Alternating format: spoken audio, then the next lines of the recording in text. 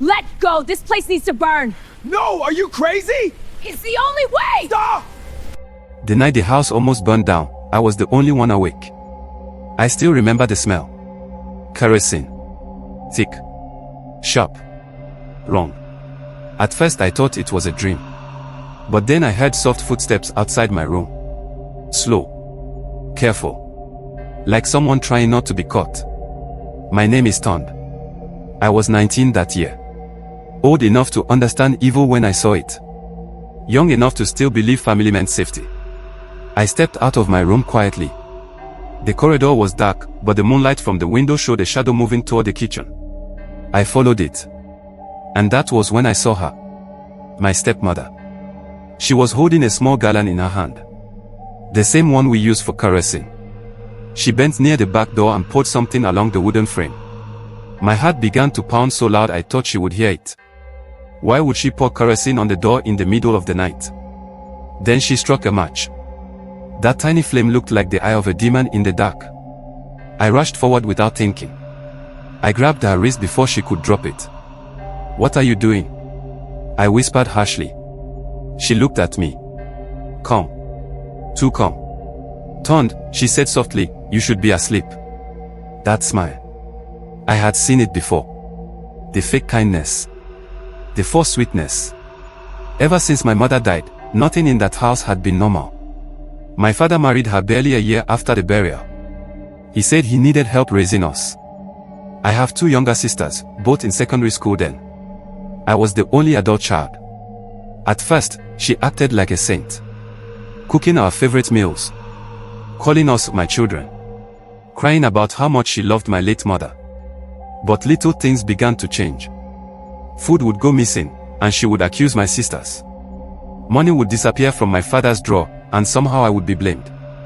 She would whisper things into my father's ears at night. And the next morning, he would look at us like strangers. But this was different. This was fire. "This house is old," she said quietly as I held her wrist. "If it burns, we all move to the city. Your father has land there. We start fresh." I stared at her. "You want to burn us alive?" She pulled her hand from mine and laughed softly. "Don't be dramatic. I would wake everyone before it spreads." I knew she was lying. There was no panic in her eyes. No fear. Only calculation. That was the moment I realized something.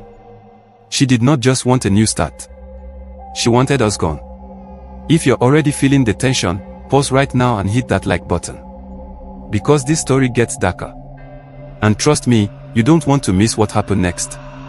Subscribe and join this family. Let's continue. The next morning, I told my father everything. He did not believe me. She said she was checking for rats, he snapped. "You always look for ways to disrespect her." I felt something break inside me that day. My sisters were scared. They had also noticed strange things. Salt poured into their stew. Their clothes thrown outside during rain. Their exam forms almost accidentally burned. But every time we spoke, she cried. She would kneel. She would call herself a victim. And my father would choose her. Weeks passed. Then one afternoon, I came back from the market earlier than usual. The house was too quiet. No radio. No pots clanging. No chatter. I heard voices from my father's room. Her voice. "He plans to take everything," she was saying. My heart stopped.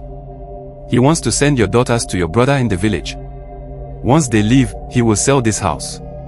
Ask him. He thinks I don't know." I froze. She was talking about me. My father's voice sounded confused. But Tond would never. "He hates me," she cut in sharply. "You've seen it. He wants me out. He wants your land. He wants your money. Open your eyes." I stepped back slowly. Now I understood. She was isolating him. Separating him from us. Creating stories. Planting seeds. But I still did not understand why. Until I found the document. It happened by accident. One evening, she asked me to bring her handbag from the car. She had returned from town and claimed she was too tired. I did not want to go. But I went. Her bag was slightly open, and I saw papers inside. Legal papers. I should have ignored it, but I didn't. I saw my father's name, and another name beside it. A man I did not recognize. And the word transfer. My hands began to shake. Later that night, when everyone was asleep, I sneaked into the sitting room where she kept her things. I searched carefully, and I found it. A property transfer agreement. My father's land in the city. The one she said would be our fresh start. It was being transferred. Not to her. To that strange man. The date was recent. Signed. Almost complete. My chest tightened. She was planning to sell everything. And once the property was gone, once the money was gone, what would she need us for? Nothing. That fire was not about relocation. It was about distraction. Insurance. Escape. The next day, I followed her. She left the house around noon, dressed simply. No jewelry. No noise. I kept my distance. She met the man whose name was on the document. They sat in a small restaurant in town.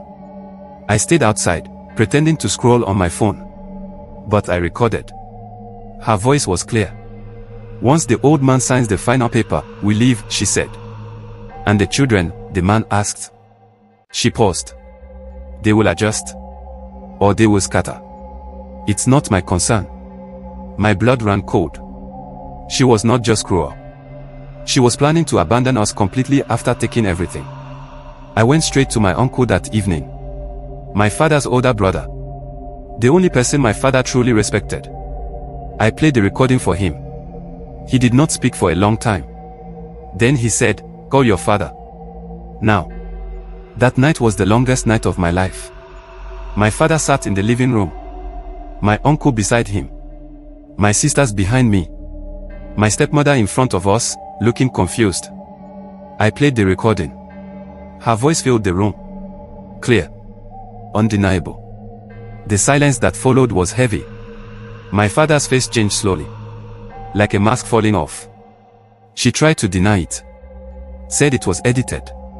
Said it was a joke. Said the man was a distant cousin.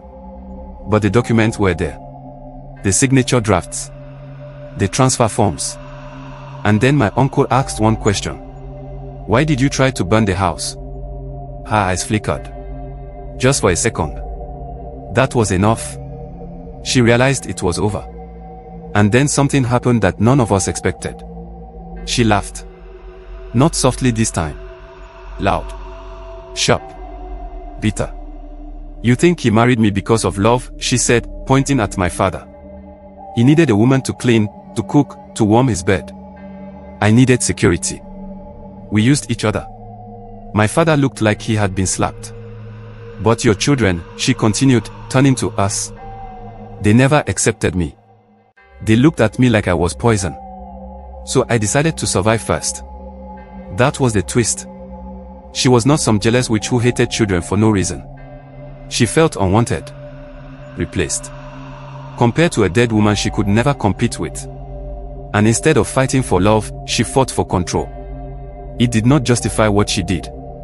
But it explained the madness. My father ended the marriage within months. The land transfer was cancelled. The man disappeared from town. She left quietly. No drama. No apology. Just gone. But here is what most people don't tell you about stories like this. The damage stays. Trust does not return overnight. My father struggled with guilt. My sister struggled with fear. I struggled with anger. For a long time, I blamed myself. Maybe if I had tried harder to accept her. Maybe if we had been kinder. Maybe she would not have turned into that version of herself.